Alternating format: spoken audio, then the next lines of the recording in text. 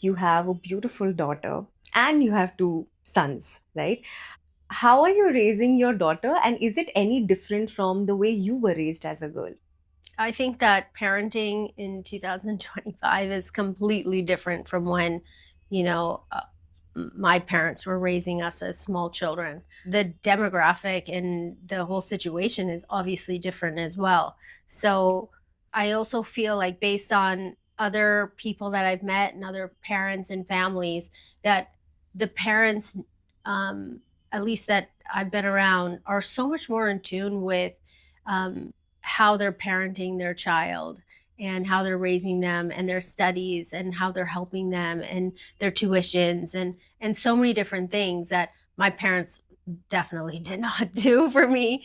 And with Nisha, she is so intelligent and so smart.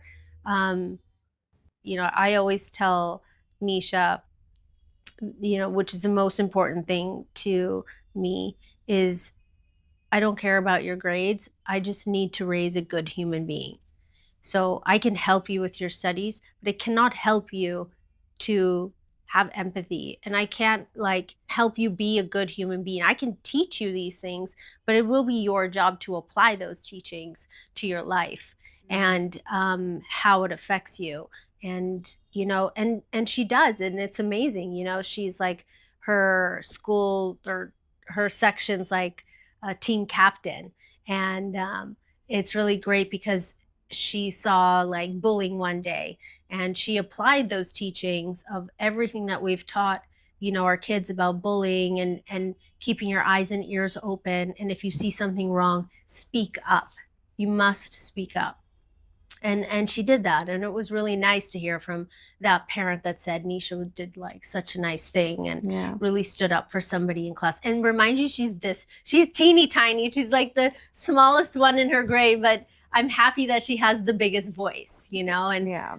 that's some of the things that are so important to us, is that what kind of human being are you? I'm sure you're teaching Nisha everything, right from what is a good touch to a bad touch, Yeah, we do because that. that's so important, right? Were you, as a girl, taught that? No. Did anybody No. speak to you about that? No one talked to me about the birds and the bees. No one. I learned about the anatomy of a male and female at school, and that was it. No, that didn't happen at all. That was not something. I just got that boys are bad. You're not talking to them, and they're not allowed around here. You're not Hmm. allowed to have a boyfriend. You're not allowed to do this and that. And that was that was as far as it got.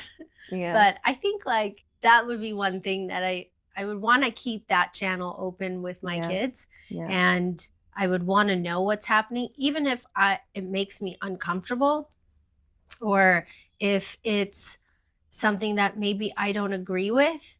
I would definitely want to have an open conversation. We try not to do a lot of these like gender. Girls and boys, and Yeah, and yeah. even if one of my boys comes to me and says he wants to do something that maybe might seem odd to somebody else. Hmm.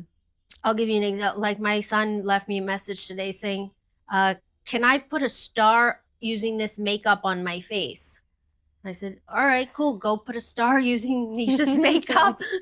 And today they were supposed to go to a birthday party, and instead of going to that birthday party, they said, "No, we want to hang out with the girls." I'm Hmm. like, "All right, hang out with the girls." Like, what am I supposed to?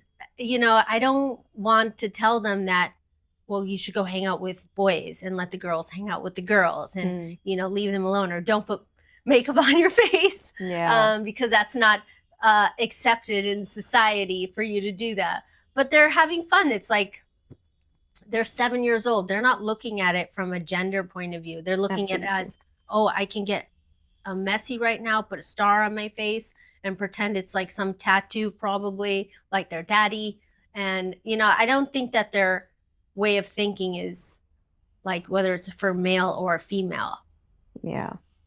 So I think creating safe spaces for children, I think, that's so important. And Yeah. I think that is what, you're also trying to do as a Yeah, I parent. think I have a picture of Noah putting like makeup on one of Nisha's friends.